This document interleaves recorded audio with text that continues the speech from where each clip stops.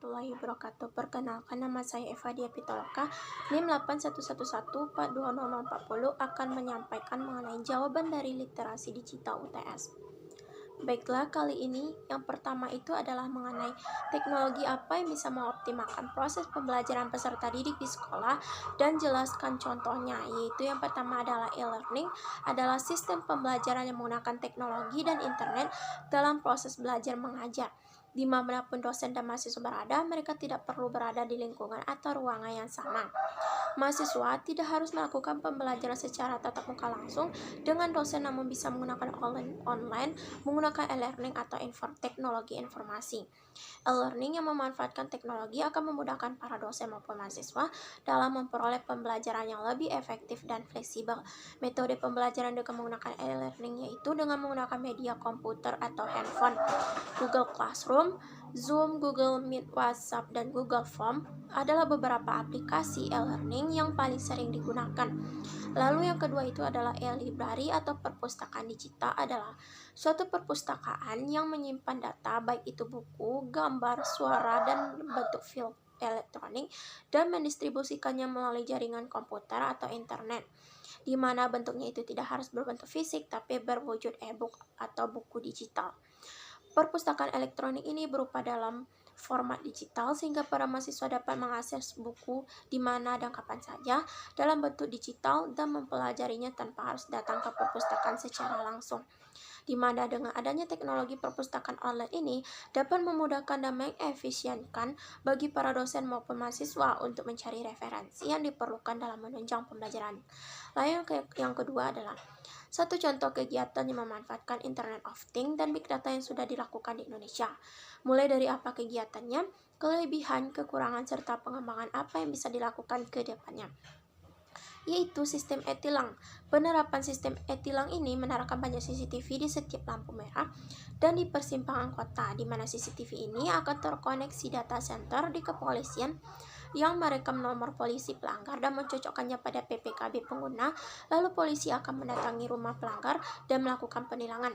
Penindakan terhadap para pelanggar dilakukan melalui berbasis elektronik dengan semua data terinput di back office dan terhimpun menjadi satu dalam server data besar atau yang dikenal dengan Big Data dan tersinkron serta terintegrasi pada SIM dan STNK. Data pengendara atau Safety Driving Center dan data kendaraan bermotor berhubungan dengan sistem ini atau Electronic Registration and Identification.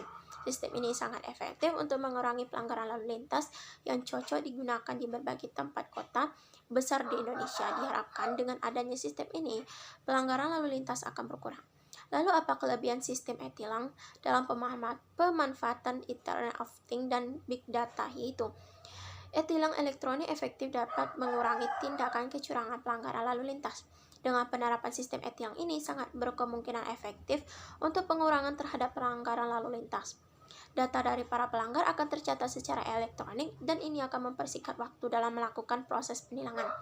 Lalu apa kelemahan dari penerapan Internet of Things dan Big Data dalam sistem e-tilang adalah membutuhkan persediaan CCTV yang banyak untuk di setiap lampu merah maupun persimpangan kota. Penerapan CCTV dengan e-tilang ini kadang menampilkan hasil rekaman video dan foto yang tak jelas dan akurat. Adanya kesalahan dalam mengcapture pengendara yang melanggar lalu lintas. Oleh karena itu, pengembangan yang perlu dilakukan ke depannya adalah untuk memperbaiki resolusi dan keakuratan dari CCTV dalam e-tilang ini, sehingga perlu peningkatan yang lebih baik sehingga tidak ada kesalahan dalam mengcapture yang diperlukan untuk pemberian sanksi e-tilang kepada pelanggar lalu lintas. Lalu yang ketiga itu adalah mengenai apa yang akan saudara lakukan agar kebebasan publik dalam berbicara di via media sosial atau elektronik tidak bertentangan dengan aturan hukum yang ada, yaitu bahwa kebebasan berpendapat serta berekspresi itu merupakan hak setiap masyarakat yang tidak boleh dicabut. Masyarakat dapat menyampaikan atau menggunakan media sosial seperti yang dimaksudkan dalam pengertian literasi digital dan kemanusiaan, bahwa masyarakat dapat menggunakan teknologi informasi dan komunikasi dalam menggunakan ataupun mengkomunikasikan informasi melalui media sosial secara cerdas, bijak, dan patuh hukum. Agar publik dalam mengakses berbicara itu dapat secara bebas melalui via media sosial atau elektronik, sehingga tidak bertentangan dengan aturan hukum yang ada, maka yang dapat dilakukan adalah dengan adanya pembatasan dalam berbicara melalui teknologi, terutama media sosial.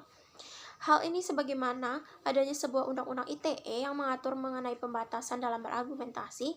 Ini dimaksudkan bukan untuk membatasi kebebasan publik dari setiap orang, tapi dimaksudkan untuk mencegah adanya penyampaian berbicara yang melewati aturan. Artinya peraturan itu dilanggar sehingga ketertiban umum menjadi terganggu. Selain itu juga memberikan edukasi pemahaman kepada masyarakat mengenai kecakapan dalam menggunakan media sosial.